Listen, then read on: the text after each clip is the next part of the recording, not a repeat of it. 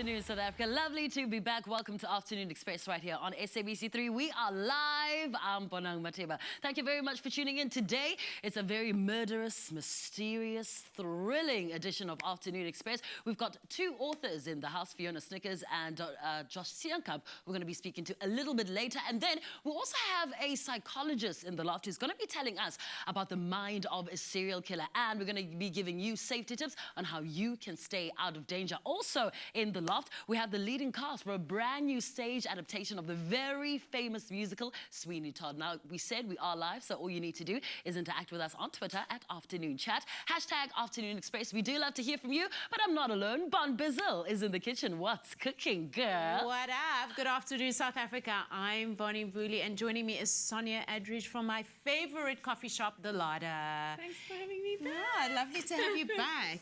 We're also keeping it light and fluffy in the kitchen since the conversation is going to get quite mysterious and dark. We're making ABC brownies, right? Yes. Why are they called ABC brownies? Make them ABC. It's so easy. Oh, because it's so easy, like So 1, 2, 3, easy, like 1, 2, 3. ABC.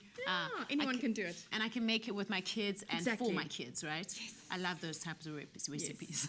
It's messy. Always pop over to our website, afternoonexpress.co.za, for the full recipe and shopping list. Let's head back to the couch with Bonang with our first guest. Thank you very, very much. Just a reminder, due to the nature of the show today, that unfortunately this edition of Afternoon Express is not recommended for children. But let's get straight into our first guest. Now, Sweeney Todd, the musical thriller, tells the urban legend of the demon barber of Fleet Street, who famously murdered his clients in his barber chair, where after his partner in crime, Mrs. Lovett, turned them into much sought-after meat pies. Set in the 19th century England, Sweeney Todd looks at what drives this sort of extreme obsession and considers what tragedy lies in his dark and mysterious past. We're joined by the leads in this local multi-nominated production of the musical, Jonathan Roxmouth and Charon Williams-Ross. Welcome to the loft. Thank you. Hello. My first question is, is it an urban legend or does Sweeney Todd actually exist? What do you think?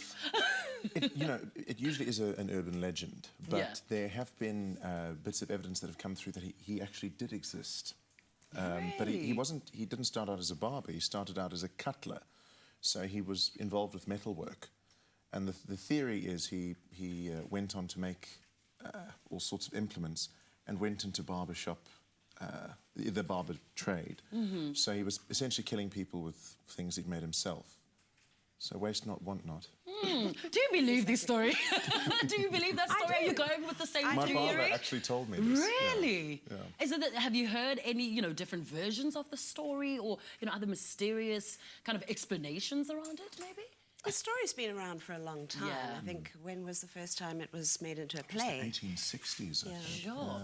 Now, let's talk about getting into the mind of a murderer. Yes. For you. How was it and how did you prepare for this particular role? Well, where our show is different is that he actually has a reason for it. It's not just, a screw loose. I don't know what the normal causes are, but it's more in the line with, Dexter. The right people are being killed. They deserve to die. Which makes it okay. Precisely. Is that what you're saying to me? And that's absolutely fine. But he essentially was sent to prison for 15 years by a judge who actually wanted to take his wife from him. So the judge got him out of the way by sending him to jail.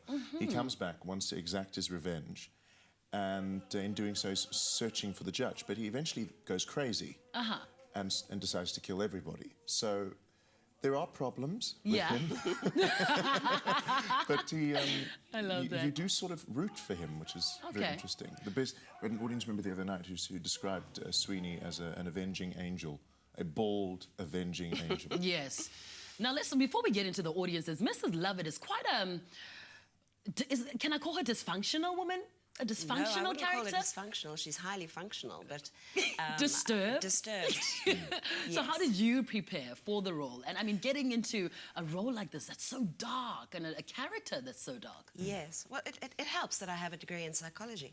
But I think it's just such a lovely relief to play a female who isn't someone's mother, someone's girlfriend, or a sweet little old lady. This is a very meaty role, pardon the pun. It's a substantial role that you can get your teeth into. So that is exciting. Yeah, and I mean, for something that has been on stage, like you said, from 1806, and numerous audiences have seen it all across the world. Let's talk about the audiences in South Africa and how they've received it, and whether, you know, you think there's a difference in how people interpret the story in every single country? You know, this version of the musical was written in '79. Sure. So it was, you know, it was a different time then, but it was written with the, you know, the intent to scare an audience. So it's all about the anticipation of something happening. So what was scary in the 70s, you know, the late 70s, perhaps isn't as scary now, but there's something about setting it in Victorian London, so instantly none of us have got common ground. Yes. So you're already watching this like chronicle, and you know, with series like Vampire Diaries, that sort of was it Penny Penny Dreadful. Dreadful. You know, it's in the culture at the moment. But I think more than that, it's about revenge. Yeah. And who wouldn't want to be their own judge and executioner for people who've wronged them? I mean, the couple of people I wouldn't mind shoving into a barber's chair. Let's change the subject quickly. Are there any favourite moments in the play? Any special, you know, scenes that you absolutely love and look forward to every night? Little Priest? I would say Little Priest. It's the centre of the show. So it's the centre of their journey when Yes. they actually really come together for, you know, their main purpose is established in that scene. And it's a very funny scene. The audience love it. We sing You about get all the different pies that we're going to sell. Yes. So A Little Priest is the title. So, well, what is that? That's priest. Have a little priest. And then we Lawyer's rather nice. If it's for a price, you know. That sounds so enticing. And it's all of these. Really wanna But watch. what's interesting is we sell pies at interval. The audience comes out after Act 1. Do you think they're going to actually, like, And really... they're hungry. They come out hungry. The pies sell out every single night. There's mince pies, there's spinach and feta, and then No way. the chicken pies. And people come out hungry. And they all take pictures, ha, eating a pie at Sweeney Todd. And it's is funny hilarious. because the audiences eventually are baying for, they want to see more blood. There's a song in Act 2 where I kill like 3 people in one song. It's value for money, tell you. And you can feel when that first murder happens, everybody goes, okay, Here we go. where's the next one? And every time Really? it gets applause and A lot, laughter. yeah, they laugh and applaud. But, you know, for somebody that has not watched this adaptation, the latest one, why should we come to the theatres and watch the specific? You won't see take? theatre like this often. It's not Grease. It's not happy, clappy. It really makes you think. But the thing with this story in particular is it makes you. Nobody's sure if they would do what he does, but nobody's sure if they wouldn't do what he does because the circumstances are laid out, and many people sort of go, well, I don't blame him. I suppose I would too if you'd gone through what he's gone through. But at the end of it all, it's such a guilty laugh. Yeah. It's such a guilty laugh at the theatre. And people have come out saying it was like, I didn't tell you this, that was like Dexter and Gone with the Wind set to music, which was really cool. Wow. Which was really That's cool. very Then descriptive. the best one so far, however, Yes. was Downton Abbey meets Hannibal Lecter. I'm trying to That's imagine been the that. best one. Okay. Yeah. I'm trying to wrap my mind around it. Just watching and listening to both of you talking about it really It's is not a just show so you can exciting. talk about. You have to see You it. have to see it. To understand. You have to see it. So if you are in Cape Town, then make sure you catch Sweeney Todd at Theatre on the Bay in Camps Bay until the 9th of April. But after the break, we're making some easy chocolate brownies and we chat to author Fiona Snyckers about her brand new social media thriller. Don't move. Five Roses blends only the top 2 leaves of the finest Ceylon teas. Because nobody makes better tea than you and Five Roses. Welcome back to Afternoon Express, live on SABC3. We're back in our lovely kitchen. We're about to make something sweet and fluffy and exciting. Yes, delicious, most of all. Okay, where do we start? Okay, we've got some chocolate and some butter melted here, which I did this over a bain-marie, just over some hot water. And Okay. we are going to add the eggs to it, but first we're going to give them a bit of a whisk. We want to give them some texture and some air so that Yeah. they fold in beautifully. Right. So now I've gone and mixed it. So what's in here? Just chocolate? Chocolate and butter. And butter. And butter, yeah. Okay, so we're just going to whisk the... Does the butter kind of keep it smooth and keep it from hardening Exactly, quicker? yeah. So Okay. you're adding the fat to it, and it allows it not to solidify. So it's like adding cocoa or cocoa butter or to stabilize it. Okay. So now we're going to quickly whisk. Can you pass me some sugar? Oh, yeah, here we go, right in front of me, sorry. Okay. A little bit of caster sugar. Caster sugar? Yeah, it's caster snow, Salati caster snow. Oops.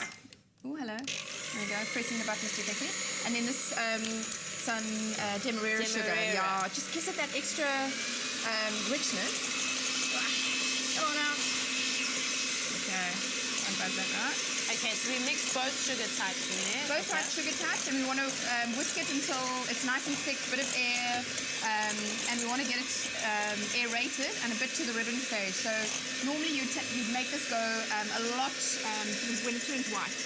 Oh, you know, so it turns a little bit like cream or like, you know, more milky. But just for today, I don't want to take the noise out too much. Okay. Able to hear. Okay. But normally at home, take it a little bit further. Then we can add, this is slightly cooled, this chocolate in the butter, so it won't, it'll mix nicely. Right. We'll fold this all together. Okay, get it all out. We don't want to waste those bits. No, we don't want to waste the chocolate. You don't want to waste the chocolate. Everything the kids else will but want the chocolate. to lick the bowl. Lick the bowl. Yeah, and of course you lick can the let them. bowl, you can let them. Right. And then we're going to add the flour and the cocoa powder, and we'll just quickly sift that in. Can I pour that I in? want to sieve it in. Sorry, Barb. Oh, you want to sieve it in? Yeah, sorry. You chuck it in. Keep it fluffy. Keep it fluffy. Otherwise, Okay. you see if you add it, chuck it in and then don't fold it in nicely. You've taken all the air that you've just put in the eggs. You see. I see. And then the cocoa powder. Let's add that in. You can chuck it in as well, Bon. I love the smell of cocoa powder. It's so beautiful. And you know what? You can make the best hot chocolate with this cocoa powder and coconut oil, like a tablespoon of each, and then a bit of hot water.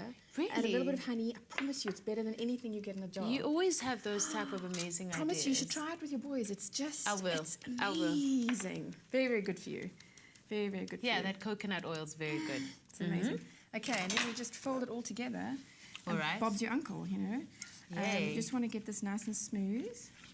And then, Is there a particular way should be stirring it? well, I mean, I'm doing a little keeping bit. the air in, Yeah, I should really folding. be a little bit more delicate, but we haven't got that much time. So, and I mean, brownies are fairly hardy things. It's more about the cooking time. You need to not overcook them. Okay. Then you'll ruin them. Okay. But this, you know, you can let your kids go wild. Really. How long are they going in the oven? They're going in the oven for 20 minutes, 20 to 30 minutes. Everyone's oven is very different. So you can see that's all come together. So if your oven runs hotter and feisty, then just take it out after 20 minutes. It's got this little like wobble, and then it's ready. Okay. Don't be afraid. It will set. Does It's it need to chocolate and bubble on the top?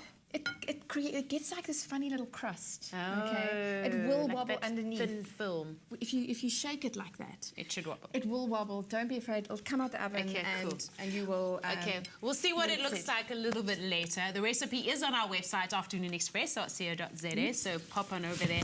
Let's head back to the couch with Bonang with our next guest. Thank you so much, Bonnie. Our next guest started her career as a journalist, but her passion for storytelling led to her fiction. She's written the acclaimed Trinity series, which is the story of a teenage girl called Trinity Luhabe trying to find her place in post-apartheid South Africa. Now, she has turned her focus to crime. Her new book, Now Following You, is a clever and chilling story which focuses on the power that social media gives to stalkers and others who intend harm. Joining us on the couch is Fiona Snyckers. Lovely to meet you. Welcome to Afternoon Express. Now, I think my first question would be, when did you fall in love with writing? I understand your first story was published when you were just 10 years old. I think as soon as I started reading, I had the idea that I could create my own stories. And as soon as I started being able to write, I wanted to put words in my own order to create my own stories. So you can say it's a lifelong ambition that I've had. And what was that particular story about? The one that was published when I was 10 years old.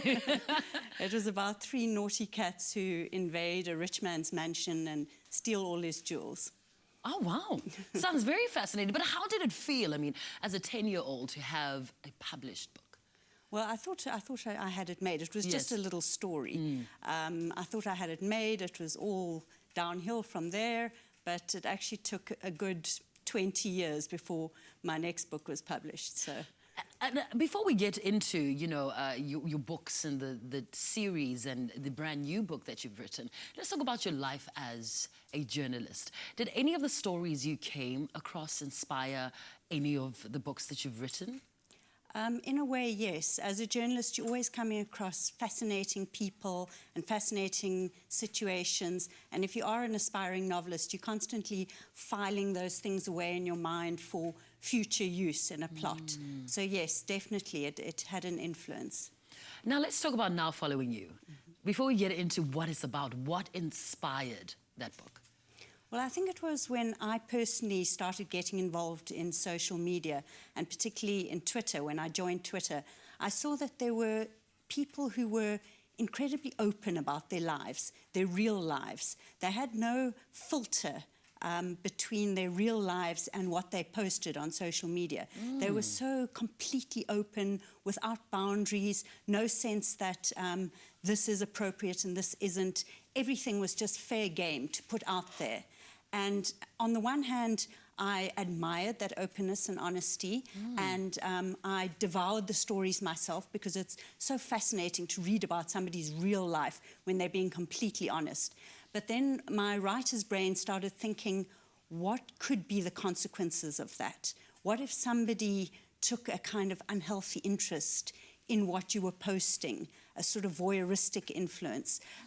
And particularly for a woman, how would it feel if somebody was not just following you on social media, because that's what we all want, lots of followers, but actually moved over to following you in real life?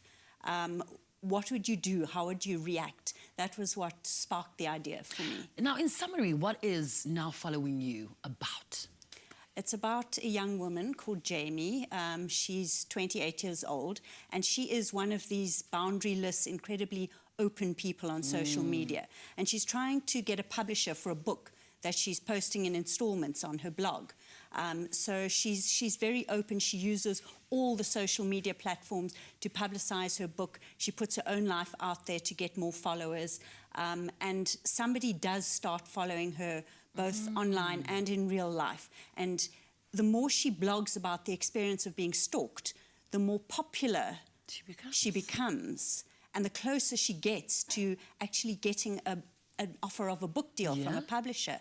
But the more dangerous the situation is becoming for her personally. And she has this dilemma. Do I pull back, or do I continue to put myself out there? I mean, the era of social media is very, very dangerous, and sometimes we don't even think about, the consequences. But when does, sort of, you on Twitter, Twitter trolls. So when do trolling, when does it become stalking? When does it become an infatuation, an obsession with the person that you're following? I think when you are fixated on one particular person, and if that person blocks you, which is so easy to do, you then create a new identity for yourself and just start following them under that new identity. If the person gets a restraining order against you, you just create a new online identity and carry on following them.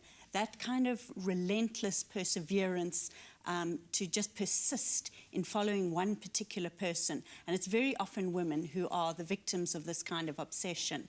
When it gets to that point, then you are dealing with a very undesirable situation. Well, talking about women, it's International Women's Day today, so happy International Women's Day to you. But too. Who should read this book, Fiona? Who do you think should pick up this book and buy it and read it? I think anybody who enjoys a good suspenseful thriller would enjoy it. And people who have personal experience of social media will find a lot to relate to. And particularly people who have had encounters on social media that have made them feel uncomfortable in any way. I think they will find a lot that will ring a bell for them and will make them want to read on. I love that. I love that. I think I want to get your book. It sounds really good. But today we're giving away copies of Now Following You. All you have to do is SMS the keyword books and your name and city to 3378. SMSs will cost you R1.50. T's and C's apply and are available on our website, afternoonexpress.co.za. After the break, we chat to investigative journalist Jacques Steenkamp about his book that documents the details of the famous Griquastad murders. Live on SABC3. Don't move.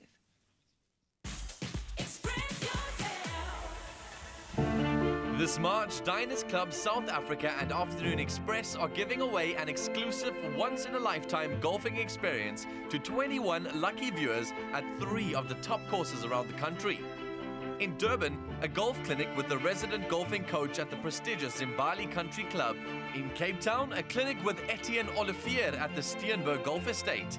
And in Johannesburg, a golfing clinic with top-notch golfing coach Martin Breday at the Royal Johannesburg and Kensington Golf Club. Each winner will also be treated to a luxurious lunch and golfing voucher for two. Visit afternoonexpress.co.za/giveaways to enter. T's and C's apply and also are available on our website. You have lived, laughed, loved, achieved, received, and been rewarded. What's next? Join Diners Club now.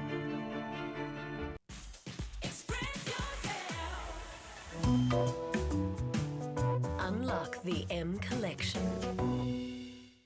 Lovely to have you back with us on Afternoon Express, live on SABC3. Just a warning that the following interview covers graphic subject matter that took place in real life, so sensitive viewers be advised. Jacques Steenkamp is a seasoned investigative reporter for the SABC and author of the best-selling novel The Kriegverstadt Murders, which is currently being adapted into a feature film by crime writer and filmmaker Dion Meyer. His book is the riveting account of what really happened on Nauhoek Farm in Kriegverstadt on the 6th April 2014, when a young boy, Don Steenkamp, was the sole survivor after his family was killed in what seemed to be just a random murder, but was far from it. Welcome to the Loft. Lovely to have you with us. Thanks for having me. For those viewers who don't know what happened that day, can you take us through the events of the day that led to Don being found guilty? Yeah, basically on the 6th of April 2012, Don arrived at the Kriegverstadt police station covered in blood. He ran into the building and he shouted, "They're all dead, they're all dead." And then the police rushed out to the farm Nauhoek, where they found the bodies of both his parents and his sister shot dead. They were all executed. They all had several shots. They were shot in the head as well. Then, for about 6 months, nobody knew who the suspect was. The police didn't want to say anything. And then eventually, in about September, he was arrested for the murders. He was convicted and sentenced in 2014, and he's been in prison about 2 years now. Is his motive known? Why did he do it? Well, it became clear in the trial. He basically molested and raped his younger sister. And what happened was that we believe that night she was about to tell her parents, and he was very scared of his father. And so basically, while the sister and the father were watching TV, the mother was on the computer. He went into the main bedroom, opened the safe, took out a revolver, shot all of them. His sister actually ran outside. He followed her. The gun was empty. He beat her severely over the head. And while she was laying there, he went back into the house to fetch her rifle. And you can see the crime scene photos, how the sister came back into the house. There's a bloody trail throughout the kitchen, going into the lounge, how she stood over her father, over her mother, and then she went to the telephone and she picked up the receivers covered in blood. But before she could dial anything, he presumably came back into the lounge and he executed her in the head, and each of the parents as well. Now, the father and the mother was most likely still alive, but were incapacitated, so they couldn't move, but they could hear the daughter shouting outside and stuff. But he denies it still today. All the evidence points to him. It wasn't broken in, because he said it was a farm murder. He tried to say, no, they were attackers. But he handed the police the weapons. Nothing was missing, nothing was stolen. The windows weren't broken, like I said. So eventually, he was found guilty of this. Wow, that is horrific and absolutely insane. Is there a particular psychological profile of somebody who's capable of doing something like this? Well, see, the problem is he's very young. They did tests on him. So everybody believes he's a psychopath, but only when he's in his 20s, most likely, they'll be able to determine this. So during the judgment, the judge said that he should be watched. He should be monitored inside prison. So when the straights come forward, they can properly identify it and treat him for that. But yeah, he was just this normal, quiet kid. And then he did this. Yeah. I mean, you moved to Kimberley to follow the story throughout the trial and the proceedings and everything. Were there any abnormalities about his personality that was starting to show during the trial? Yeah, prior to that, prior to the murders, he was this quiet boy. He was in Grey College in Bloemfontein, and he didn't say very much.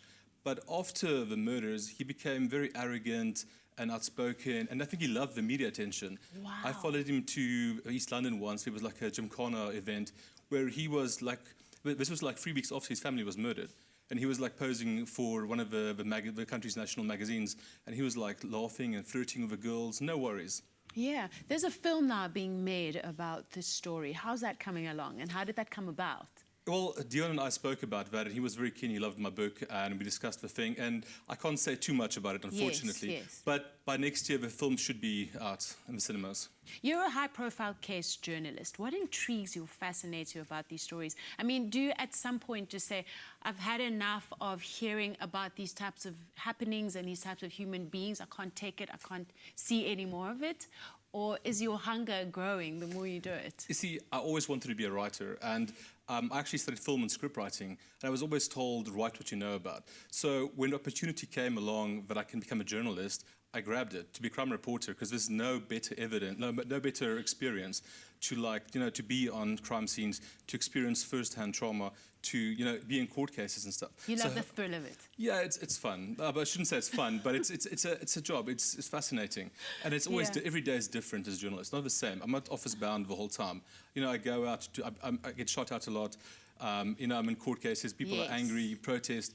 Every day is different, and it's very entertaining to a point that it's different. It's fascinating to see these things happening, unfolding. You're part of history, kind of. Right. And I mean, one day, hopefully, I'll start writing fiction, not non-fiction, and all this experience will be invaluable to me. Right. Your next two books, respectively, are about the Van Breda murders in Stellenbosch and the Sasolburg paedophile. Tell us more about them. Well, the Van Breda murders happened about a year ago, in January last year. The police apparently have more than enough evidence to arrest a close family member. That points to one particular family member. And, we can't say that because the person hasn't been arrested yet. Yes. But apparently the MPA is a bit reluctant to prosecute. So that might still take a while before we see what's the outcome of that going to be. The Sasolburg monster, that story is very fascinating as well, because here's this guy, he's got 2 children, and then apparently the Australian Interpol and the FBI got wind of this guy on his online activities. And then they came upon all these images and stuff, and they tracked him down to Vol Park in Sasolburg, where this guy had documented how he raped his 2 children and 19 of their friends. Where it was just insane what happened there. And when they raided his offices in Johannesburg, they found trophies like little panties and stuff, what he kept. But this guy's facing 1,000 charges, and he's got over 2,000 pieces of evidence they found. And it's just that book I'm going to explore the whole thing about the dark web and how the pedophiles operate. I mean, what fascinated me about that, I spoke to one of this guy's neighbor. And this guy trusted his neighbor, it was his friend. He allowed his girls to go over to his friend's house, and he had no worries in the world. And then this all came out. The police came to him with all this graphic images of his children being molested and stuff. That's been spread all over the world. And it's just so shocking, as a parent myself, thinking about what can happen. This can happen to any of us. Wow, it's horrific. But thank you so much for joining us and sharing your journey with us. So today we're giving away a copy of the Kriegverstadt murders to one lucky viewer. All you have to do is SMS the keyword Express, your name and city to 33728. SMSs cost R1.50, T's and C's apply, and are available on afternoonexpress.co.za. After the break, we chat to a clinical psychologist about what makes a serial killer. It's a chill a minute right here on Afternoon Express. Don't go away. Stay right there. Express yourself.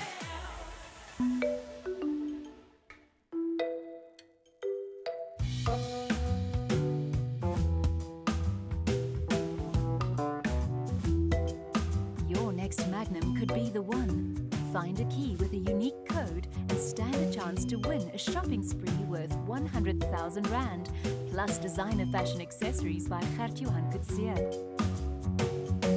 Unlock the M Collection.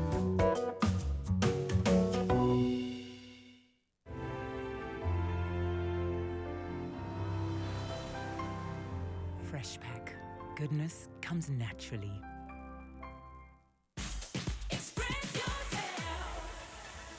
Welcome back. You're watching Afternoon Express on SABC3. Now, today's show is all about crime, thriller, mystery, and murder. And now we're joined by clinical psychologist Louis Averbach to get some insight into what causes and develops a serial killer, and are they able to be rehabilitated back into society? Louis, a very difficult topic here this afternoon. Welcome to our show. Thank you. Thank you. Now, let's start with stalkers. When and why does it turn dangerous?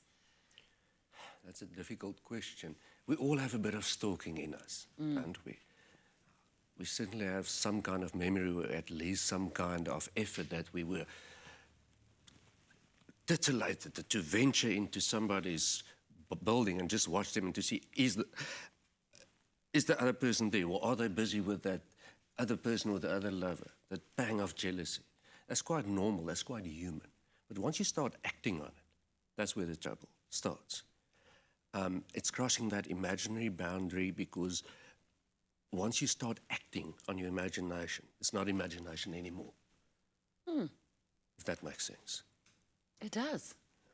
Which makes my second question very scary. I mean, we live in the era of social media, where we overshare on Facebook, on Twitter, on Snapchat, whatever it is.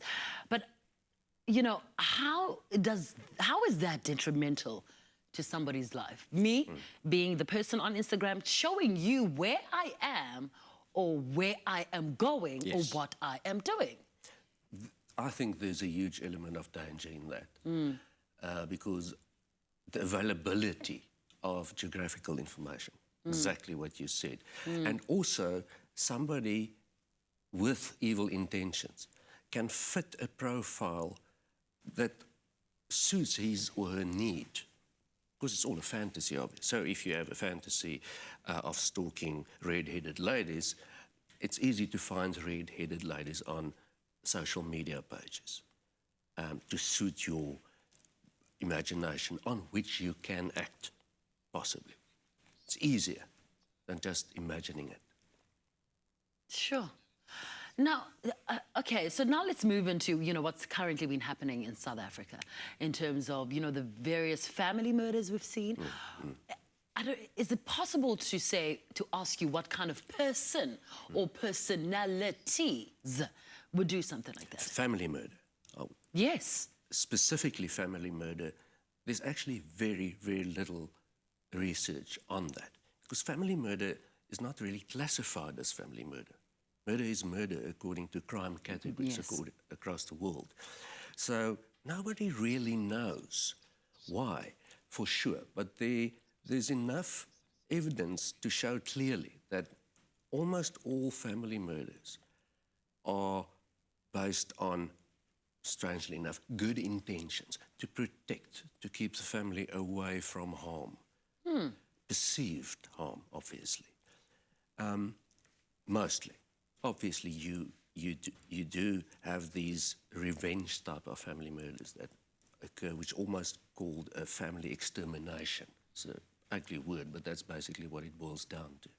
But mostly it's motivated by a perception of wanting to protect.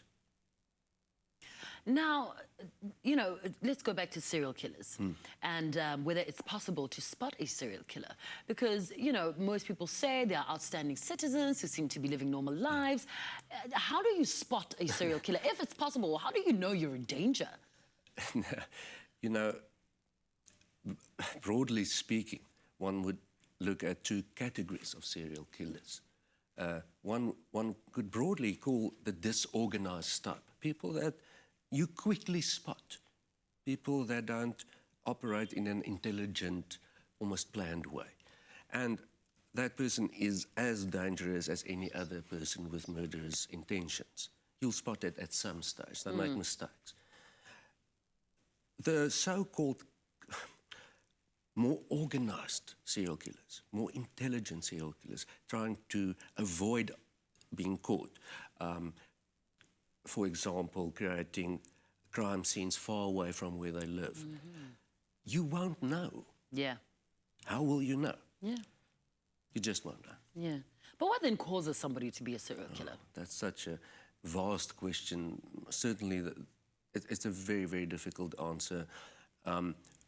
Basically, what is accepted at this stage is that one is at least born with some kind of predisposition to be antisocial or in old terms psychopathic, not to care or not to have any form of empathy. It has to be there or at least be prevalent to be cultivated. And obviously, depending on what happens in somebody's life, it could cultivate that tendency or suppress it. And I know it's a very broad answer, but that's basically all one can come up with. And for that answer being that broad, then how do you catch a serial killer? Well, catching a serial killer is no different than catching any other criminal. It's basically a criminal. You need to think like them? Well, the main thing with some kind of serial killers are that they sometimes are motivated by psychological factors, not by the typical type of motives that one could spot from good old-fashioned detective work. So spotting or finding or catching that type of criminal requires some kind of statistical profiling as well, which is also always secondary to detective work and good old-fashioned police work.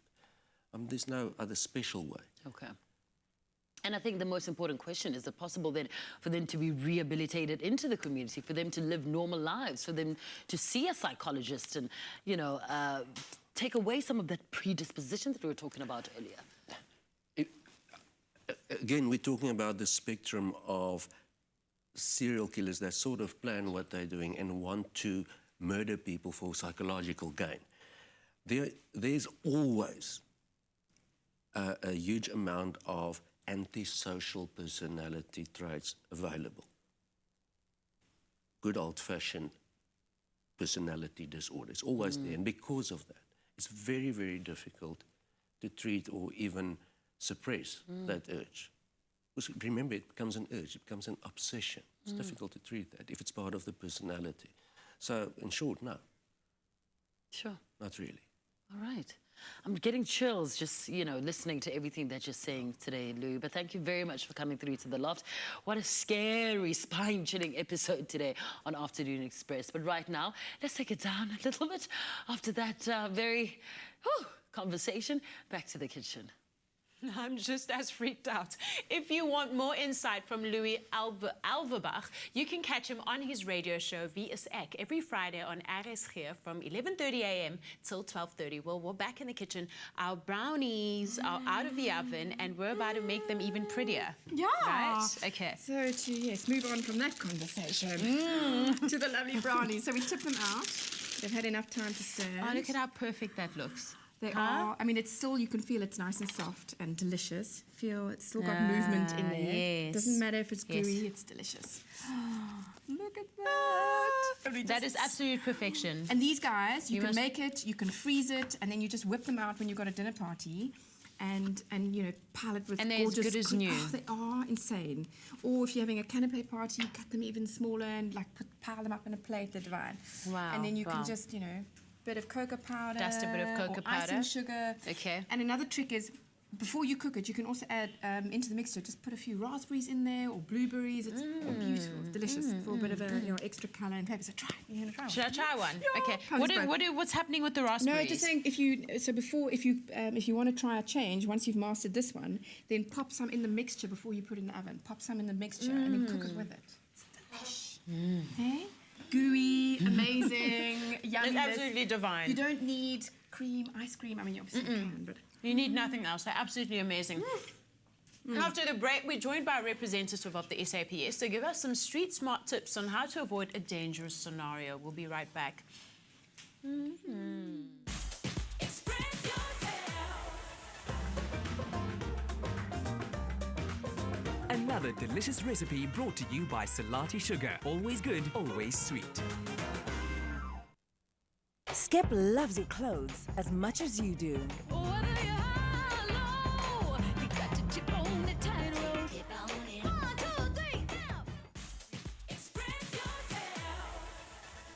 Welcome back. You're still watching Afternoon Express live on SABC3. We've got some really chilling insight into the mind of murderers, stalkers and psychopaths today. But now, how can we protect ourselves against these kinds of people? We're joined by Captain Demva Kamali from the SAPS for some tips on how to keep vigilant online, on a night out or on the streets. Captain Kamali, welcome to Afternoon Express. Lovely to meet you. Now, let's start online. And let's say, you know, I'm on a dating site, maybe Tinder, and now, you know, I'm about to meet somebody. It's a blind date. What are some of the precautions, you know, that you would, some advice, some safety tips when I'm about to get into that date or go on that date? Yeah, but no, it's very important that you make sure that you tell somebody that I'm going on a date. It's very important that you meet that particular person in a public place. And if you're bold enough, you will ask him for identity or whatever, just to be safe, to be actually. And if you move from point A to point B, make sure that you inform somebody. And try not to move alone on your first date as per se. Try to get information from the person you're dating. Because this is obviously your first time. Yes. You see, so it is very important to make yourself safe. To make sure that whoever is at home or a family member, so knows where you are. That you phone somebody or keep them up to date. Now let's talk about online shopping and and people buying items on the internet. And now I want to go meet this person or purchase or pick up a garment from somebody. Any tips around that? There was 2 incidents here in Cape Town. I don't know, one in Stellenbosch where that a guy went to go buy a BMW, took the cash back, and he was surprised by 3 other guys who jumped into the car. They took his money and everything. So first things first is take a family member with you and make sure and don't the amount of cash you carry, be safe on that. Don't make sure that they have cash and go view the item first. First and foremost, take somebody you trust with, husband, friend, father, so just to make sure. And if you meet this person again in a public space. Just to keep yourself safe. Now let's talk a little bit, about the youth and people who enjoy going out to festivals or nightclubs or whatever it is. Going to a nightclub, going on a night out. What are some of the safety items I can take, or precautions or tips once again? A safety item will be a gun firstly to make yourself well, safe. no. Maybe pepper spray. Yeah. You see, whenever we move in a group as a youth, make sure that everybody knows that we're driving with A and B, and when you move from place A to B, inform the people. Make sure that everybody knows where a friend or, because you know how it is in nightclubs. I meet friend A, I go to B, and suddenly I'm out of the circle. Yes. Make sure that your cell phone is on, or have your friends on speed dial and say, listen, I'm going. Or kind of code to say, I'm eating ice cream, and that they will know that you're in danger or something. Break a code, advise somebody, and the golden rule is that everybody cannot indulge. Make sure that somebody is designated driver. Yeah, designated driver, designated caregiver or keeper with regard to that. And when you're in the club, right, and then somebody is sexually assaulting you or groping you or is about to grope you or just groped you, what do you do? It's important, again, to inform your friends, but the most important thing is to let that person know that is unacceptable. Then you will go to whoever's there, the club management, the bouncer, whoever's there, but tell somebody and inform that person that is totally unacceptable. And then you can go to the police to lay a charge, and it will be investigated. Yeah. Got you. And let's talk about road rage, because it's something I experienced yesterday, and a lot of South Africans, it's a growing problem. You were driving down the road, and somebody is hooting or trying to slow down in front of you, or smash into your car. What do you do? Because my first idea is to either take down the registration plate, and then what else happens after that? As far as possible. How do you even prove a road rage incident? You see, it's different people get affected differently. Yeah. Because I will be, especially the cowboys will get out and try to sort the matter out. But for ladies, please don't get involved. The first thing is to get away from this person or whatever, take down the information, like you said, and drive to your nearest public place or your police station and report it to the police. That will be the obvious one. But to retaliate is going to just cause more problems and more problems with regard to that. Got you. All right. And can I ask you, what is the craziest road rage incident or, that has been reported that you've heard of? The one was in Gurud where there was firearms involved. That was somehow quite scary because the one guy took out his firearm and they wanted to shoot this guy, and he retaliated with his firearms, and then there was a big commotion. And one of the passengers died in one of the vehicles also. That is terrible. So I've seen road rage happening. Happening in front of me. People throwing bottles, and swearing. signs. It's quite a thing. It's quite a thing. But thank you very much for coming through and giving us those safety tips. I think after that episode, we all need something sweet, I think. Right, Bonnie? Yeah, over to you. From death by serial killers to death by chocolate. Wow, you've absolutely outdone yourself, Sonia. These taste incredible. Now, one question I didn't ask our authors, which is the most important question to ask authors, is where can we find your books? Exclusive books and independent bookstores. It's everywhere. Online, Amazon, yeah. Yeah. So all our crime thriller lovers can feast their eyes on that. I mean, I think I've had just about enough. Sure, yeah, me too. But today we are giving away 2 copies of Now Following You. All you have to do is SMS the keyword books, your name and city to 33728. Yeah, and today we're giving away a copy of the Kriegwestad Murders to one lucky viewer, which you've just said. Yes, all you need to do is SMS the keyword Express and your name and city to 33728. SMSs cost R1.50. T's and C's apply and are available on our website, Afternoon Express. Can we hand out some brownies? I think after that we all need some really... You are going to love these brownies. I don't think I've tasted a brownie this good. I can't wait.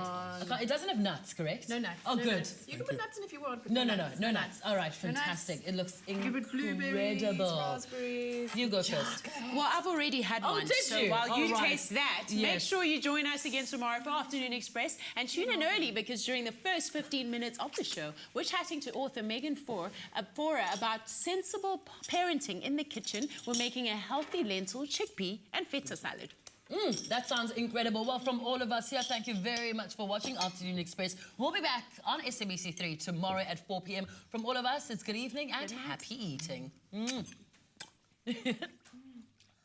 Oh, my. Coming up tomorrow on Afternoon Express, we chat to Megan Fora, parenting author and founder of Baby Sense. We explore the dangers of postnatal depression and we take a look at nutrition for babies. Another feel-good production. Hi, YouTubers. Thank you so much for watching. Your support means the world to us. Join the Afternoon Express family by subscribing to our channel right here. And we'll keep you up to date with all our recipes and, of course, our fabulous episodes. Also, feel free to leave a comment and share this video. We do love it when you express yourself.